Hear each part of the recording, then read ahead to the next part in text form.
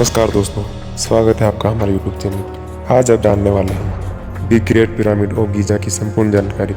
यह पिरामिड किसने बनाया, कैसे बना और क्या है इस पिरामिड का सच। आइए जानते हैं। बहुत समय पहले आज से लगभग 4500 मिस्र में एक शक्तिशाली राजा फिरौन राज करता था, जिसको खुफू भी कहा जाता था। यह केवल राजा ही नहीं बल्कि खुद को देवताओं का पुत्र मानता था।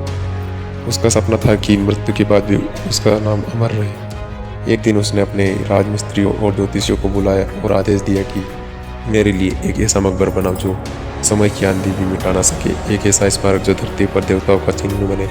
खुफू के आदेश पर काम शुरू हुआ। हजारों मजदूर, कारीगर और इंजीनियर रेगिस्तान की तपती धूप में जुट गए।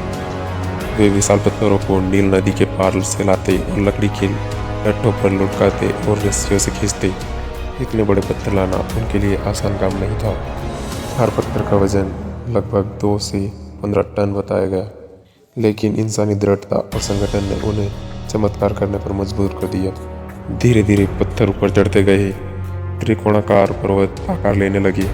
यह के सिर्फ एक इमारत ही नहीं थी, बल्कि देवताओं को छूने की कोशिश थी। जब निर्माण पूरा हुआ तो रेगिस्तान में खड़ा था great pyramid of Giza.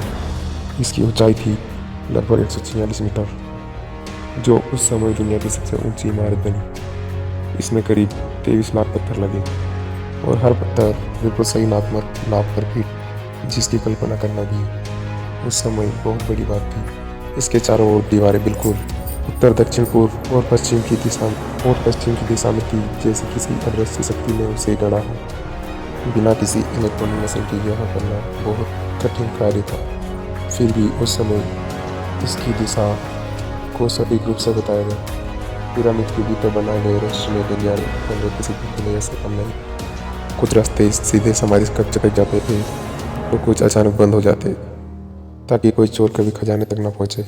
Khufu की ज्योतिषियों ने पिरामिड को इस तरह बनाया कि यह ओरियन तारामंडल के तारों से मेल खाता है। उनका विश्वास था कि फिर उनकी आत्मा इन तारों के सहारे स्वर्ग की यात्रा करेगी। और कुछ मान्यताएं यहाँ भी कहती हैं कि पिरामिड का आकार ऊर्जा को संतुलित करता है, जैसे वह एक आकाशीय शक्ति का केंद्र है।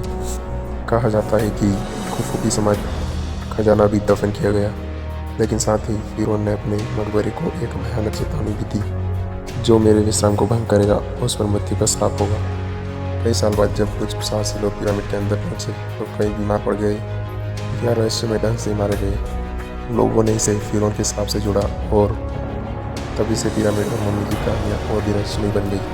हजारों साल बीत गए, साम्राज्य मिट गए, लेकिन गीज़ा का पिरामिड आज भी खड़ा है। यह दुनिया के 7 आश्चर्यों में से एक है जो अब तक पूरी तरह बचा हुआ है। जब कोई पर्यटन आज इसे देखता है तो वह सिर्फ पत्थरों का ढेर नहीं देखता, बल्कि सुनता है, मैं हूँ खुफू और यह है पिरामिड, मेरी अमरता की निशानी। इस तरह गीज़ा का पिरामिड सिर्फ एक इमारत नहीं है, बल्कि इतिहास, रहस्य और अमरता की कहानी है। इसी के साथ कल मिलेंगे। लाइक कीजिए और सब्सक्राइब कीजिए।